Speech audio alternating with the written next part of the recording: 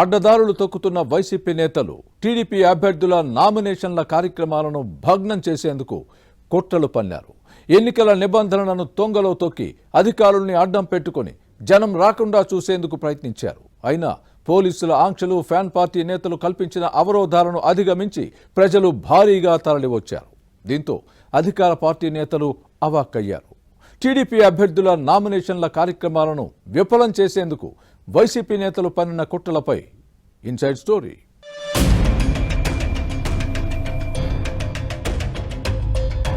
ఎన్నికల్లో గెలుపు కోసం ప్రజల మధ్య గొడవలు సృష్టించడం, అధికారం కోసం అడ్డదారులు తొక్కటం వైసీపీకి అలవాటు. అరాచకం, అధికార దుర్వినియోగం పార్టీ అజెండాగా మారాయి. ఎన్నికల నామినేషన్ల ఘట్టంలో కూడా సరికొత్త నాటకానికి తెరతీసిన అధికార పార్టీ వ్యూహం బెడిసికొట్టింది. దీంతో తమ ఎత్తులు ఎందుకు చిత్తవుతున్నాయని అధికార పార్టీ నేతలు అంతర్మథనం చెందుతున్నారు. టీడీపీ అధినేత చంద్రబాబు కుప్పం నుంచి పోటీ చేస్తున్నారు. ప్రతిపక్ష నేత తరపున సతీమణి నారా భువనేశ్వరి ఈ నెల 19న నామినేషన్ దాఖలు చేశారు. ఈ కార్యక్రమానికి నియోజకవర్గంలోని కుప్పం, గుడిపల్లె, శాంతిపురం, రామకుప్పం మండలాల నుంచి పార్టీ శ్రేణులు, ప్రజలు భారీగా తరలివచ్చారు. ఇది కుప్పం చరిత్రలో రికార్డుగా నిలిచింది. నామినేషన్ కార్యక్రమం ర్యాలీ ప్రారంభమైన లక్ష్మీపురం ఆలయం నుంచి కుప్పం ఎన్నికల రిటర్నింగ్ అధికారి కార్యాలయం వరకు రోడ్డుకు ఇరువైపులా ఇసుక వేస్తే రాలనంతగా జనం గుమిగూడారు. స్వచ్ఛందంగా తరలి రావడంతో వైసీపీ నేతల వెన్నులో వణుకు పుడుతోంది. అధికార పార్టీపై ఉన్న వ్యతిరేకతను ఈ జనస్పందననే కారణమని రాజకీయ వర్గాలు విశ్లేషిస్తున్నాయి.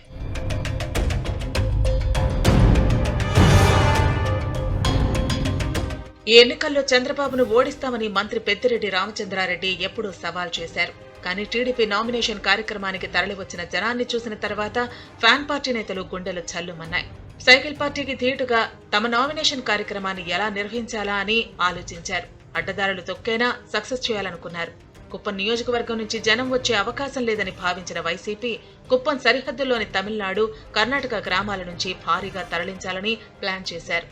ఏజెంట్లను నియమించి వాహనాలు సమకూర్చింది. మద్యం, బిర్యానీ ఇవ్వటంతో పాటు డబ్బులు పంచినా ప్రయోజనం లేదు. ఈ నెల 22న నిర్వహించిన ఫ్యాన్ పార్టీ అభ్యర్థి భరత్ నామినేషన్ కార్యక్రమానికి ప్రజలు పెద్దగా రాలేదు. ఈ ప్రోగ్రాం వెలవెలపోవడంతో వైసీపీ క్యాడర్ డీలా పడింది. టీడీపీ, వైసీపీ నామినేషన్ కార్యక్రమాల మధ్య నక్కకు నాగలోకానికి ఉన్నంత తేడా కనిపించిందని చెబుతున్నారు.